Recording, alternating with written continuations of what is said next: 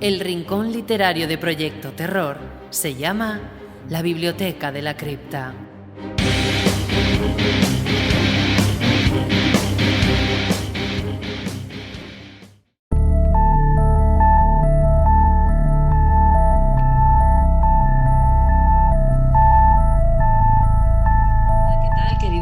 Amigos, bienvenidos a la cripta de Proyecto Terror. La abrimos en una nueva sesión y además muy contentas las criaturas y las amables sombras de recibir a un amigo. Él siempre vuelve al hogar. No vamos a decir por Navidad, porque para las Navidades queda todavía un rato, pero bueno, él siempre retorna porque sabe que tiene aquí su sitio. Me estoy refiriendo a Carlos M. Pla. ¿Qué tal, Carlos? Bienvenido. ¿Qué tal, Patricia? Muchas gracias. Viejos conocidos, ¿no? Ya son varias veces las que me paso por tu fantástico programa, ya lo sabes. Y nada, yo encantado de que siempre tengas ahí un poco en la cripta un pequeño espacio para mí, ¿no? Ya lo sabes tú, que sí, que siempre aquí tendrás un hueco, ¿eh? Mi casa es tu casa. Y además hoy estás, bueno, por supuesto, en calidad de editor, Aurora Dorada Ediciones. Es también tu criatura, pero hoy vienes a hablarnos de esta otra, que sé que es muy especial para ti. Es tu novela El sueño de Tifón, una novela en donde, bueno, antes estábamos charlando fuera de cámara, fuera de micro, y estábamos hablando un poquito bueno, de lo que, en qué consiste esta novela, y hemos dicho, bueno, vamos a ponernos aquí a grabar la entrevista porque estamos hablando de chicha, del asunto interesante que se esconde detrás del sueño de Tifón, que ha visto la luz a través, por supuesto, de Aurora Dorada Ediciones. Una novela de ficción extraña, de weird fiction, que dirían otros, en donde la magia, el esoterismo, los conocimientos herméticos, en fin, todos esos temas que a ti te interesan tanto son absolutos protagonistas. Pero me gustaría que nos hablases un poco de la historia, de cómo se forjó esta novela, porque creo que tiene unos añitos, ¿no, Carlos? Esto es una historia que la tenías tú ahí desde hace tiempo y que finalmente ha visto la luz, o bueno, ha salido de entre las sombras, vamos a decir. Pues bueno, como bien dices, Patricia, la novela salió este mismo septiembre de este año, pero es verdad que ya llevaba un tiempo escribiéndola. Empecé a escribirla, si no recuerdo mal, hace unos 3 años aproximadamente, quizás 4, no recuerdo bien, por un viaje al TEA que hice. Visité un poco la geografía de estos lugares, ¿no? Del Faro del Albir, de la Serra Gelada, que es un paraje natural que hay allí, que es como una enorme montaña justo pegada al mar Mediterráneo. Es impresionante porque tienes las dos cosas, ¿no? Tienes unas montañas impresionantes, pero al lado tienes un océano vastísimo. Y un poco la visita de este lugar me generó un poco las ideas para contar esta historia, ¿no? Podríamos decir. Fue algo, como ya te digo, muy natural en cuanto a que realmente, bueno, de hecho la propia historia de la novela, la propia trama, podemos decir, la familia sobre la que gira, ¿no? Orbita toda la historia, realmente toda la narrativa, está inspirada en una familia que yo descubrí en este viaje que hice al propio faro, pero que al lado del faro hay una mina. Y en esa mina estuvo activa y estaba llevada de la mano de una familia. Y todo esto, pues que de alguna manera me generó ciertas preguntas, ¿no? Y realmente es lo que te digo, que fue un poco por ahí, y en base a eso investigué un poquito y fui tirando del hilo. Hay cosas en la novela que son realidad y hay cosas que no son tan digamos que son más ficción, pero siempre la novela tiene ese interés un poco de juntar, pues eso, ¿no? La realidad de la ficción para crear un discurso propio y que de alguna manera incluso reimagina cosas que podrían haber pasado hace 4, 5, 6 décadas, más todavía, o sea, un siglo prácticamente, porque la novela empieza a finales del siglo XIX, pero acaba prácticamente en el presente.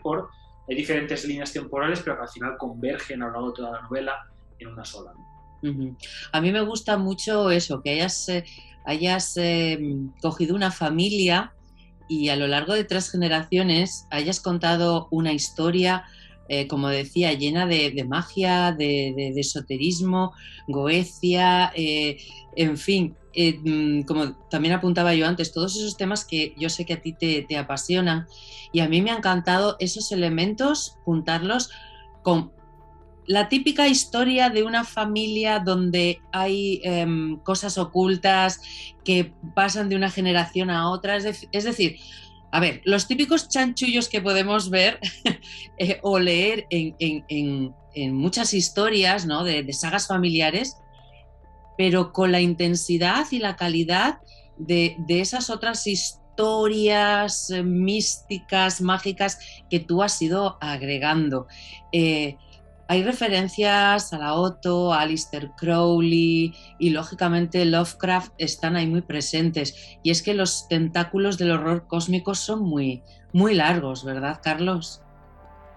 Sí, la verdad es que sí. Tú que me conoces bastante, sabes que, bueno, no es ningún secreto que Lovecraft es mi escritor favorito, al menos masculino. Mi escritora favorita es Mariano Enrique, en el femenino, pero en el masculino es Lovecraft. Y evidentemente, pues de alguna manera ejerce un influjo muy poderoso en mi prosa, ¿no? Sobre todo a nivel de narrativa.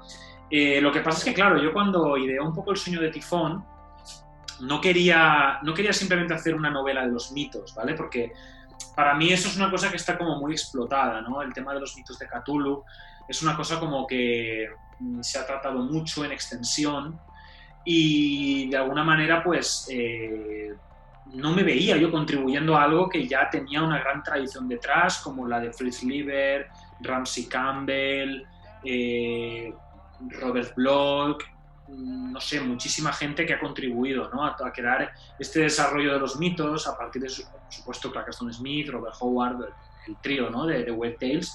Yo no quería eso, yo quería, evidentemente quería escribir una historia muy intuitiva, porque la verdad es que la escribí bastante rápido y a fogonazos, pero quería que evidentemente tenía esa esencia del horror cósmico de Lovecraft, pero no quería ni que fuera un pastiche. Entonces, claro, lo primero que hice es ubicarla en la propia Comunidad Valenciana, en este caso en Alicante,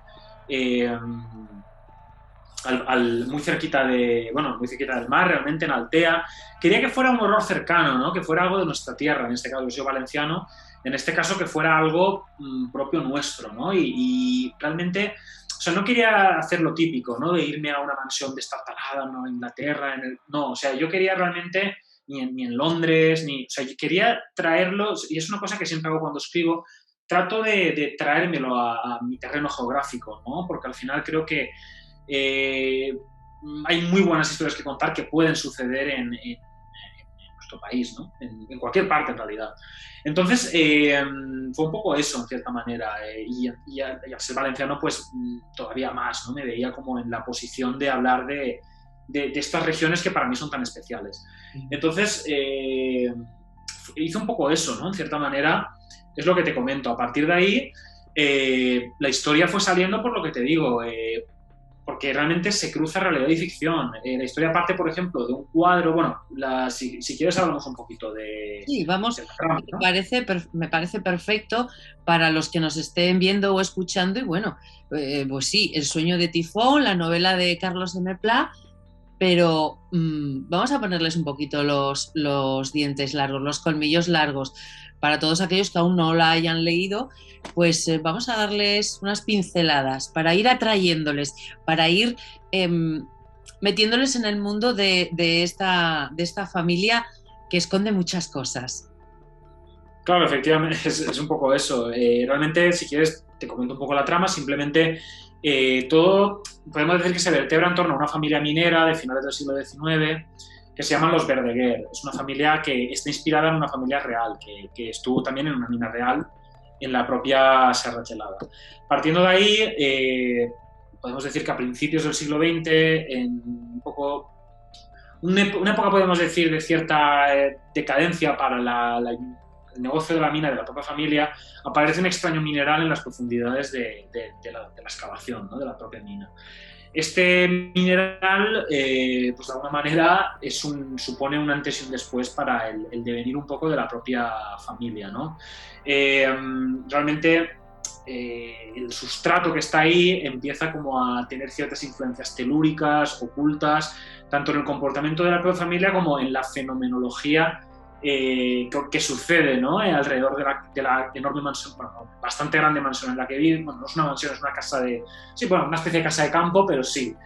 Entonces, partiendo de eso, es donde entra un poco de alguna manera todo el tema del ocultismo, de la magia, porque evidentemente esto implica que, bueno, una historia que poco a poco se va revelando, bastante cruenta y tenebrosa, en la cual, pero bueno, al final es un poco una historia que habla de que, bueno, que al final es un poco, que es una parte implícita de todo el tema del ocultismo y de todos estos temas de la magia, que es que obtener ciertos conocimientos te pueden llevar a la locura, ¿no? Porque realmente hay una parte del ocultismo que va un poco por ahí, por eso tenemos el arcano del loco, ¿no? Que es un número 0 del tarot, porque siempre ese grado de iluminación, ese grado de trascender el velo de la realidad, te acerca a un abismo, ¿no? Y ese abismo a veces puede conducirte a cierta demencia, ¿no? Aunque sea transitoria, podemos decir, porque tu mente y tu conciencia se transforma mediante la propia magia.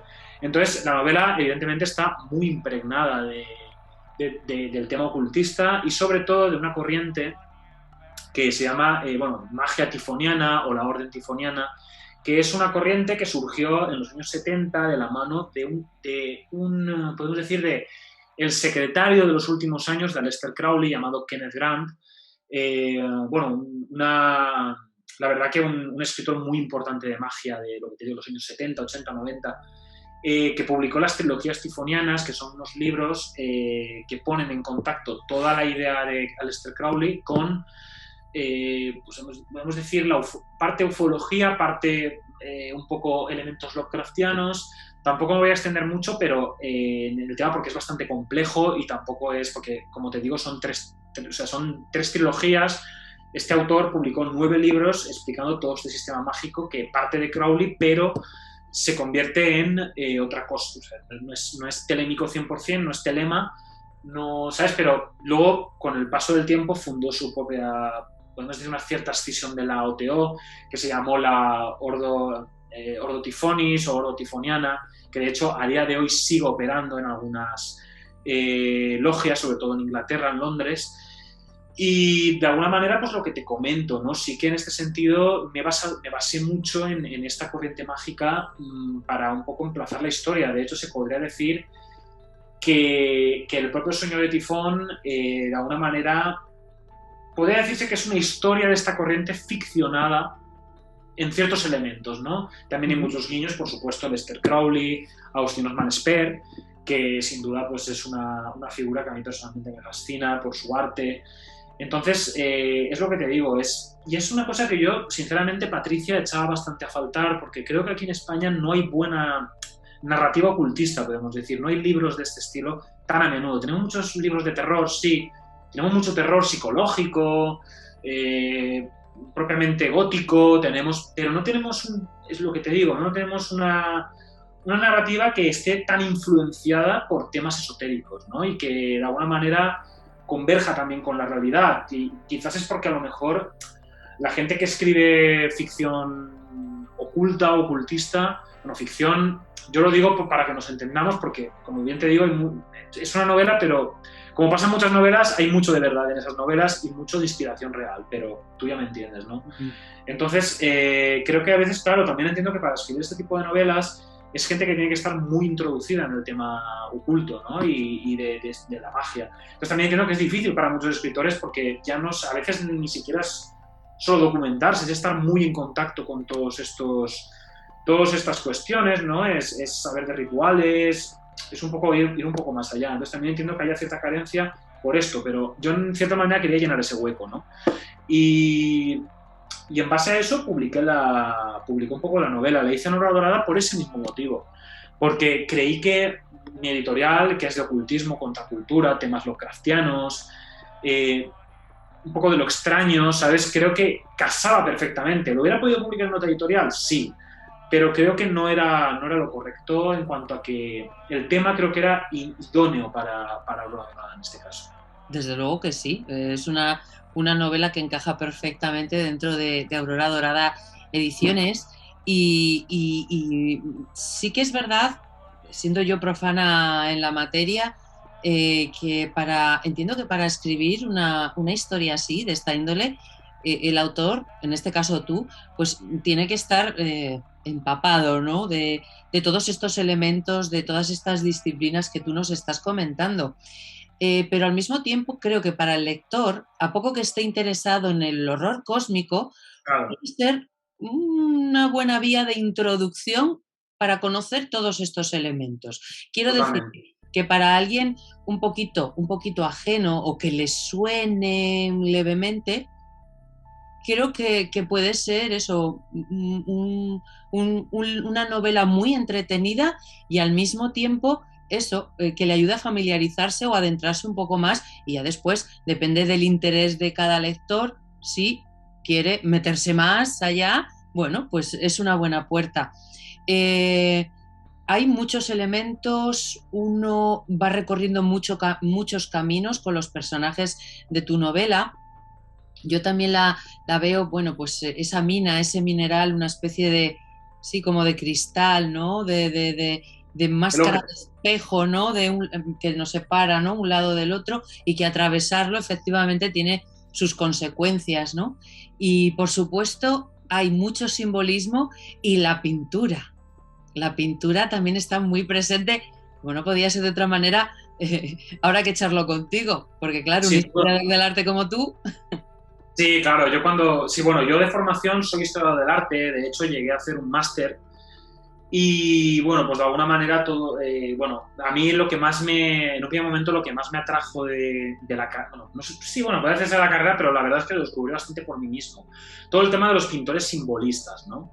Es una cosa que a mí sobre todo franceses, belgas, de fin de siglo, a mí todo esto como que me interesó mucho y sin duda la novela, pues al final no deja de ser un reflejo de los intereses del autor y de las fascinaciones y obsesiones de quien la escribe, ¿no? Y en ese sentido, pues se ve el horror cósmico, se ve el ocultismo, pero también se ve el decadentismo, ¿no? Un poco, porque a mí es un tema que siempre la cultura de fin de siglo me ha encantado, los prerrafaelitas, Gustave Moreau, o uno de los personajes más importantes de esta novela, que es Jean Delville, que fue un pintor belga bastante importante, bueno, fue Rosacruz, masón, estuvo metido hasta aquí en temas ocultistas, y digamos que una de sus pinturas, que se llama Retrato de Stuart Merrill, también popularmente conocido como Misteriosa, esta pintura o sea, es muy importante en la novela y buena parte del argumento gira en torno a ella. Al final hay como un hilo conductor.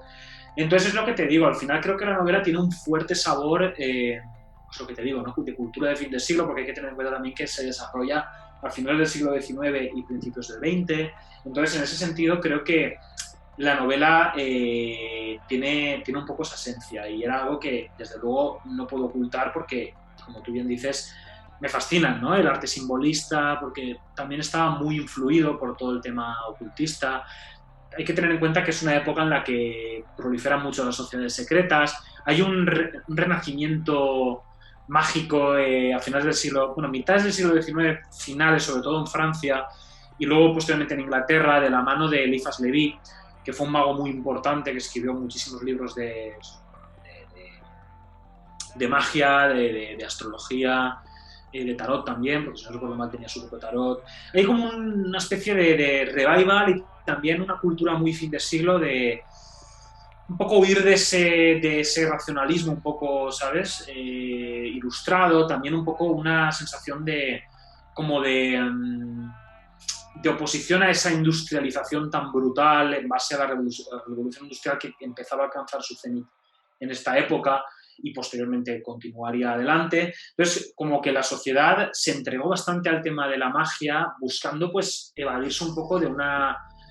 También es verdad que todos estos temas también eran muy cool, o sea, eran muy propios de los dandies de su tiempo, ¿no? De la gente así más, podemos decir, burguesa o no, pero que sí que tenía ciertas inquietudes un poco más exóticas, no podemos decir más fuera de la norma. Entonces, claro, todos estos temas pues les interesaban, ¿no? Mucho, sobre todo lo que te digo, toda la cultura un poco en ese momento Rosacruz, masónica, teosófica, porque la teosofía también fue muy importante, y posteriormente pues la propia orden hermética, ¿no? De la Aurora Dorada en Inglaterra, y luego la OTO también, ¿no? O sea, realmente hay ahí como un confluir, y creo que todo eso en la novela se nota y hay cierto homenaje también, se nota que estás un poco viviendo todo eso, pero lo estás viviendo en España y en el Mediterráneo. Claro, no lo estás viviendo ni en Francia ni tal, porque aquí también llegó en cierta manera, porque aquí hubo teosofía, hubo masonería, en toda la zona levantina, sobre todo, incluso Cataluña un poquito más, diría, hubo una gran presencia masónica. Entonces, todos estos temas al final llegaron también a España y se publicaron libros. Entonces, yo de alguna manera intento rescatar todo eso, ¿no? Pues, queridos amigos, ya lo sabéis. Y si queréis recorrer todas estas estancias, todos estos, bueno, viajes astrales de auténtica pesadilla para algunos personajes, experiencias increíbles para otros, en fin, una familia que generación tras generación pues va adquiriendo, unos van adquiriendo conocimientos, otros van viviendo otras cosas, no voy a destripar nada. Y luego también hay una joven que también vive cosas realmente intensas, una joven además de nuestra época, ya del siglo XXI. Claro. Creo que con eso no destripo demasiado, Carlos. No, Y, bueno, estás hablando de Noelia, ¿no? Que es, sí, es la periodista que investiga exacto. todo el caso. Por eso digo que se confluyen diferentes líneas temporales, porque hay un personaje conductor, que es el de esta chica, que es en el presente, pero luego las líneas se van cruzando, no simplemente eso, pequeño inciso para aclararlo. Y quiero yo preguntarte, ese personaje, Noelia, ¿es quizá un personaje con el que tú, de alguna manera, mira tú, ahora yo aquí, la película que me monto, pero ahí va la pregunta, porque ya sabes que cuando uno lee un libro es como cuando ve una película, interpreta Claro, también ciertas cosas a su manera. genera asociaciones, claro. Claro, esa Noelia quizá sea como una especie de alter ego tuyo, es decir, como Carlos se ha metido en la novela para, bueno, pues para vivir ciertas experiencias. También, bueno, me puedes decir que no, que todo eso es una paja mental mía. No, a ver, evidentemente cuando ideé un poco el personaje de Noelia, y como bien te digo, quería que fuera un personaje conductor, ¿no? Podríamos decir. Entonces, es un poco la persona que va experimentando toda la historia, en cierta manera, porque la va investigando y porque también pues va sufriendo ciertas consecuencias de esta investigación tan, pues eso, ¿no? tan extraña y claro, está buceando en otra época completamente ajena a la suya y de repente en cierto momento empieza como a haber muchas sincronicidades, ¿no? Y demás. Si está inspirada en mí, un alter ego en femenino, pues te diría que es un personaje que no está inspirado en mí, ni creo que me identifique con ella, pero sí que es verdad que la utilizaba como si fuera, bueno, un poco al final sí que en cierta manera una forma de ver, o sea, el personaje mediante el cual yo veía toda la historia. Sí que es verdad que si me tuviera que identificar con un personaje, me identifico muchísimo más con Teodosi, que es esta También, figura... también, te veo, sí. Claro, Sí, con sí. Teodosi sí, porque es pues eso, un decadente pintor metido en el tema oculto, muy creativo, tal. Tampoco me inspira en mí, pero sí que es verdad que ahí quizás veo un poco más de puntos en común por los intereses que nos unen.